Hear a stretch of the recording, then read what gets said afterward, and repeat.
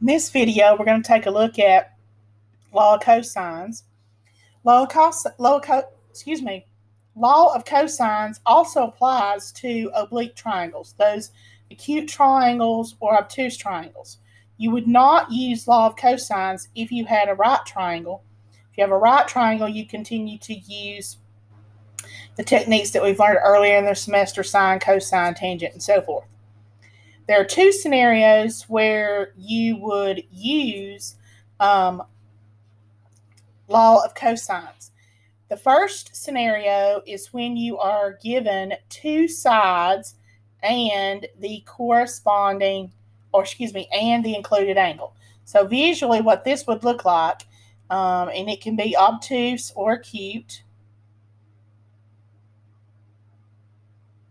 Okay, so you would have like angle A, you would have side B and side C. So you're given two sides and the angle that form them.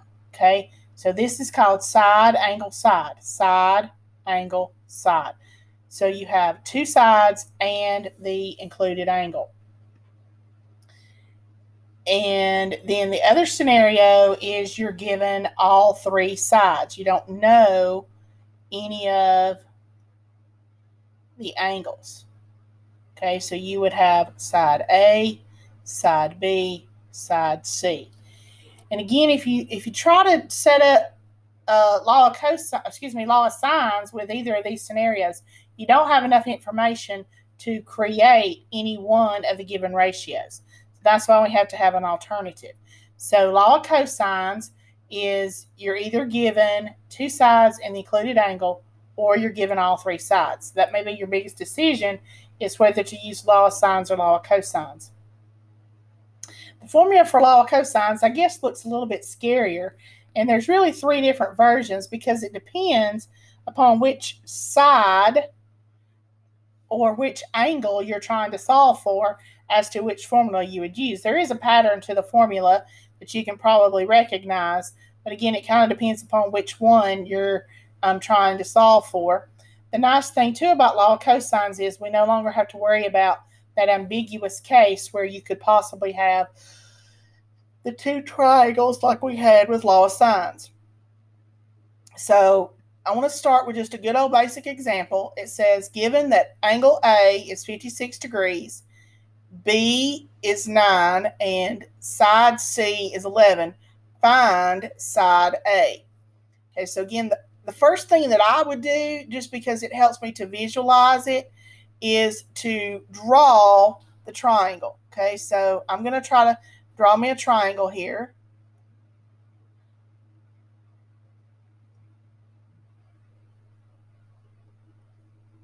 Okay, so angle A, I'm told, is 56 degrees. I may want to go ahead and label my other angles. Here's angle B and angle C, even though I don't know what they are. Side B is 9. Whoops, wrong place. Sorry.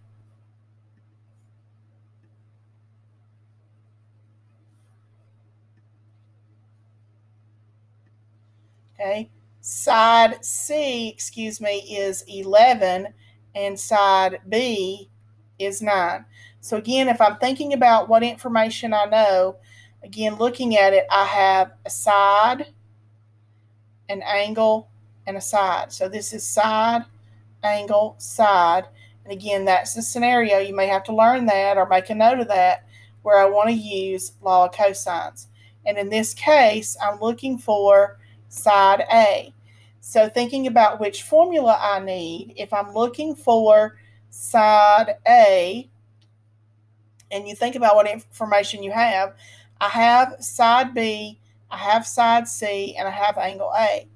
If I try to use one of the other formulas, I have B, I have C, I don't have B, or I have C and I have B, but I don't have angle C. So you don't have enough. So I know I'm going to use the formula for which I can solve for side A directly. Okay, so I'm going to use the formula A squared equals B squared plus C squared minus 2BC times the cosine of angle A. Once I decide which formula to use, guys, it really becomes a substitution problem. And I may get some kind of big numbers, but it's okay. So I would have a squared, let's see, a squared equals, b is 9, so I got to do 9 squared, plus c, which is 11 squared, minus 2 times b, which is 9, times c, which is 11, times the cosine of angle A, which is 56 degrees. Again, it's important that you have your calculator in degree mode because that's the measurements that you have. You're in degrees as opposed to radians. So I have a squared. I'm going to work this out. 9 squared is 81 plus 11 squared is 121 minus, and then I do 2 times 9, which is 18, and I do 18 times 11, which is 198 times the cosine of 56 degrees. Okay, so I have 81 plus 121 minus, I'm going to multiply 198 times the cosine of 56 degrees, which gives me 110.7201949. And then I'm going to add and subtract left to right. So a squared equals 81 plus 121 minus 110.7201949. And I get a squared equals 91.279805511. But remember, I don't want a squared. I want just a. Hopefully you know by now to undo a square, we square root. It could be positive or negative, but remember, a here represents the length of a side, and it could not be negative, so my answer has to be positive. And so if I take the square root of 91.279805511, we end up with a equals 9.554046531. Rounded to two places would be 9.55. So side A is 9.55. Again, once you recognize which formula to use, you use your calculator to do the calculations. All right, let's look at the next example. The next example says, given that side A is 42, side B is 19, side C is 30, find angle A. Okay, so again, I want to start out by drawing my triangle.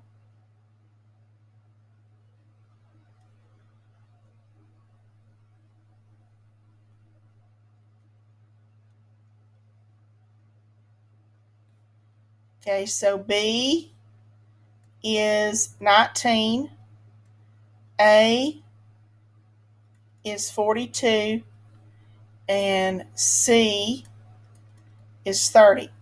Now, again, I hope it's obvious here that with this particular triangle, you have all three sides, side, side, side, which again is one of the scenarios where we know we want to use law of cosines.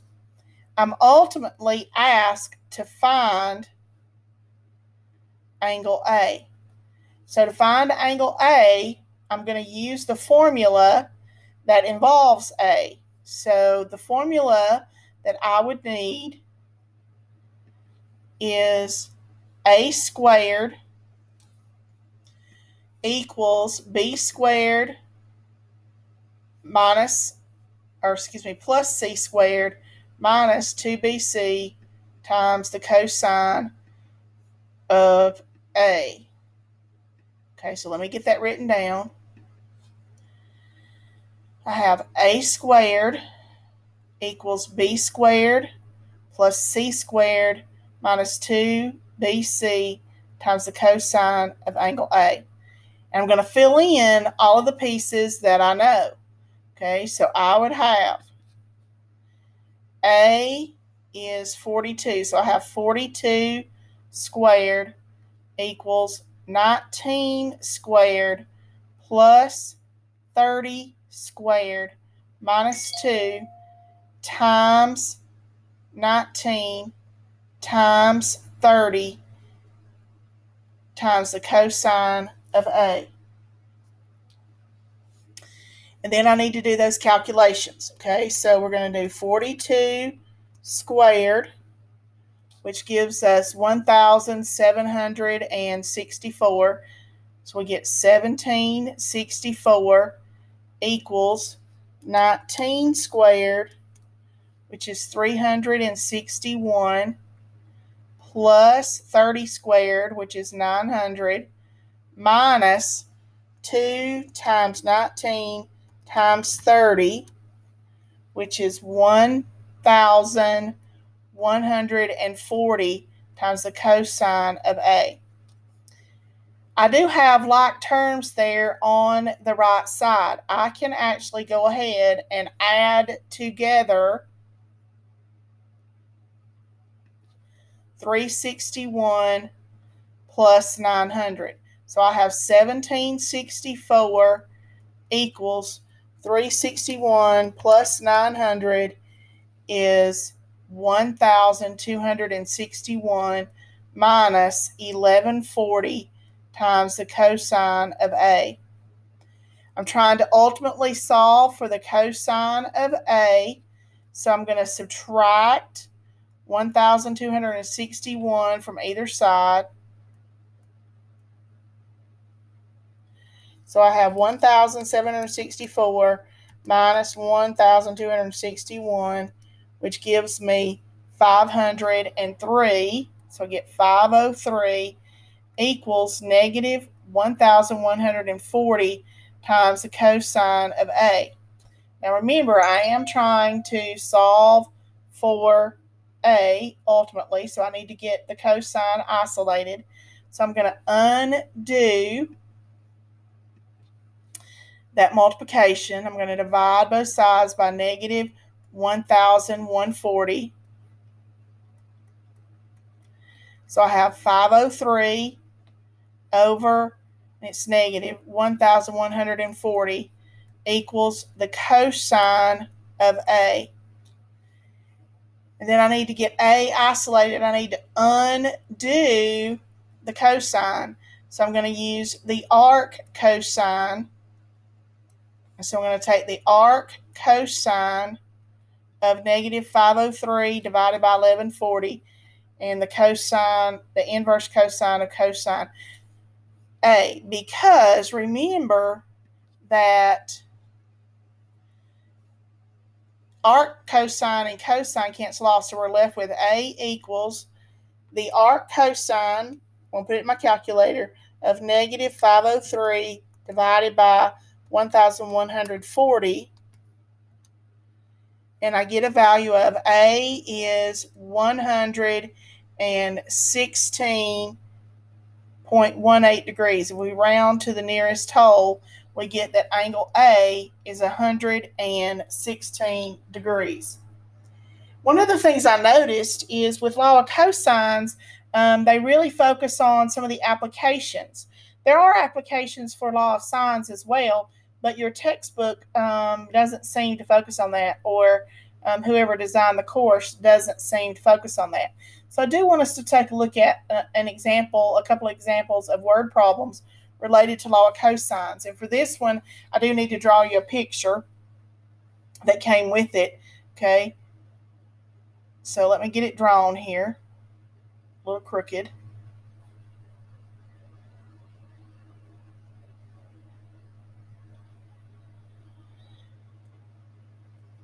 Now in this case, instead of using A, B, and C, they used X, Y, and Z. It's okay.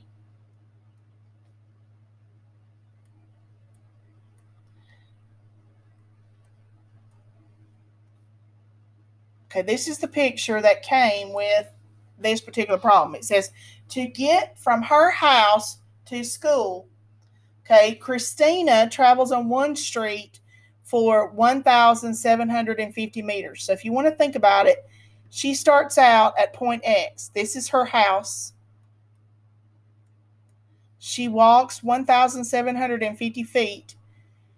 She then turns at a 129-degree angle and travels 1,821 meters to get to her school. So the school is up here at Z. The route is represented in the figure according to the angle shown in the figure and the given information. What is the distance to the nearest meter from Christina's house to school represented by the line from X to Z? So ultimately, the side that you're looking for is this side right here, which would be your Y side.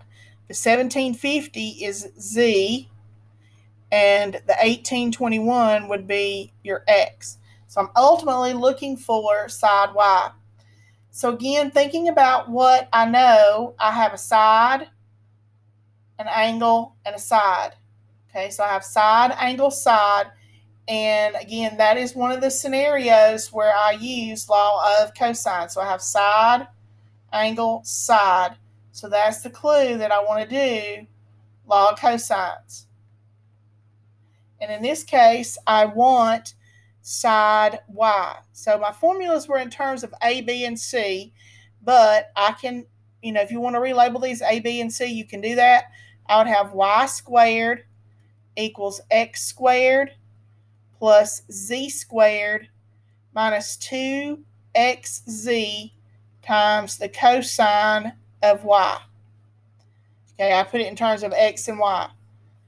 So then I'm going to do the substitution, plug the numbers in.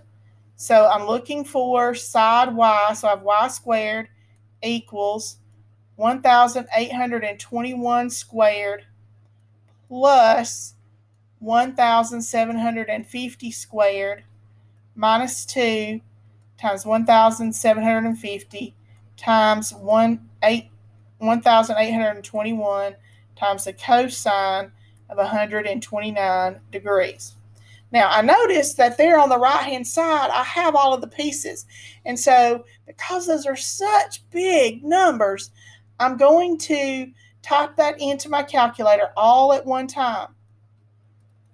Okay, just like I see it. So I'm going to type 1,821 squared plus 1,750 squared minus 2 times 1,750 times 1,821 times the cosine of 129 degrees.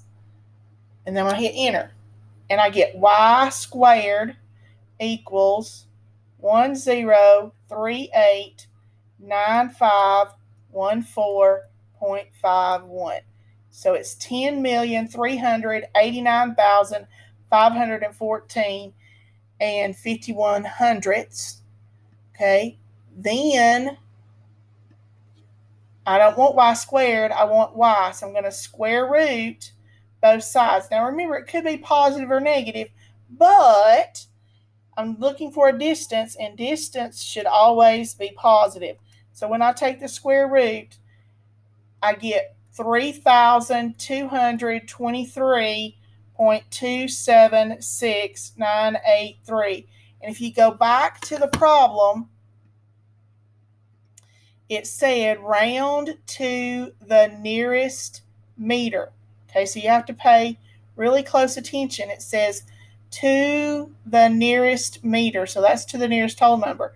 So to the nearest whole number is going to be 3,223 meters if she went straight from her house to school without making the turn.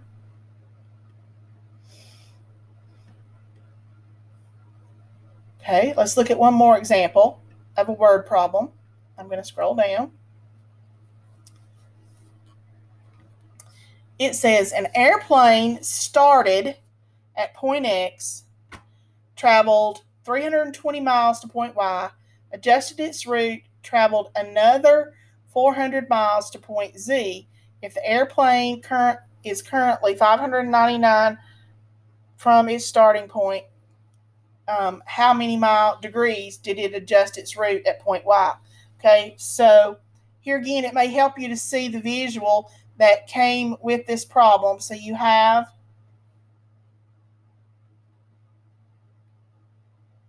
your triangle. Okay, so from point X to point Y, we're told they travel 320 miles. From Y to Z, they traveled 400. And if you looked at the straight line distance, they traveled 599. And we're looking for the degree to which the airplane turned.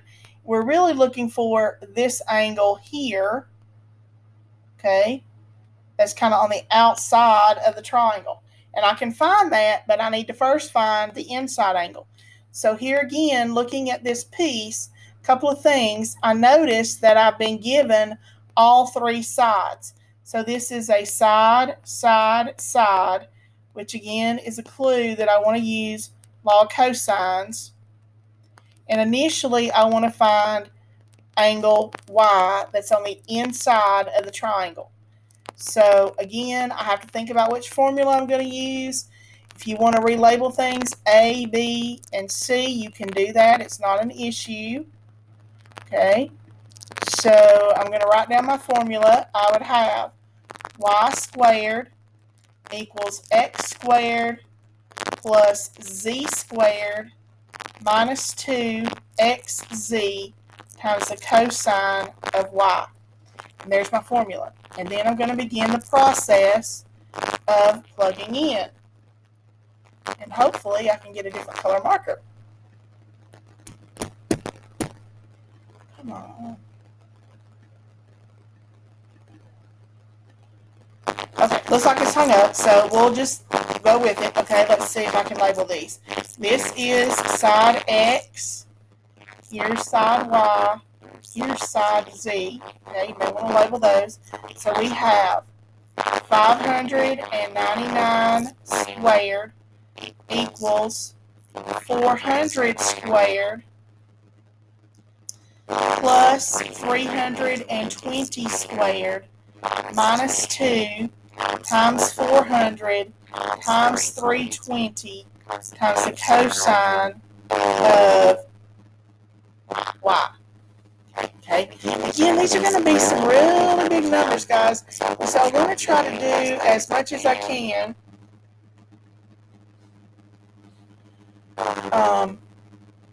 with my calculator. So I'm going to kind of see what I can do here. So I have 599 squared.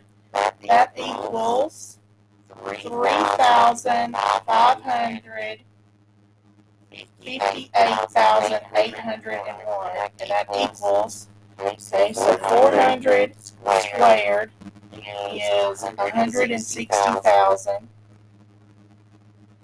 plus 320 squared is 102,400 minus 2 times 400 times 320 is 256,000 times the cosine of Y.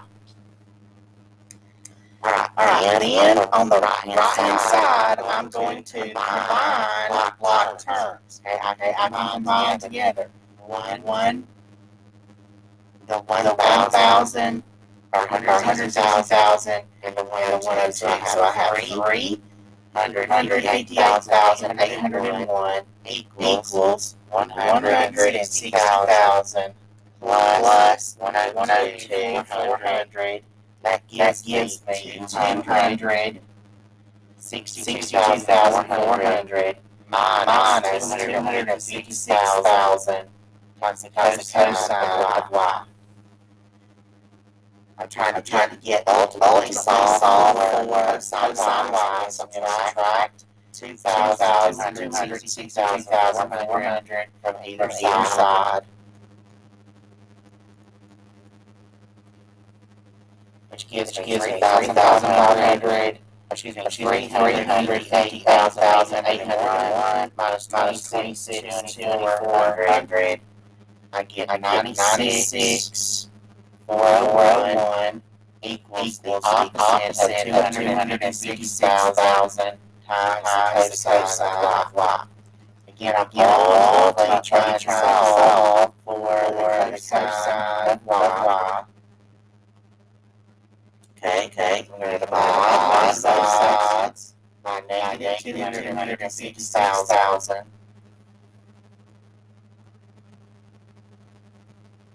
So I have 96,401 divided by negative 256,000, and that equals the cosine of y. So if I get that gas, 96,401 divided by negative 256,600,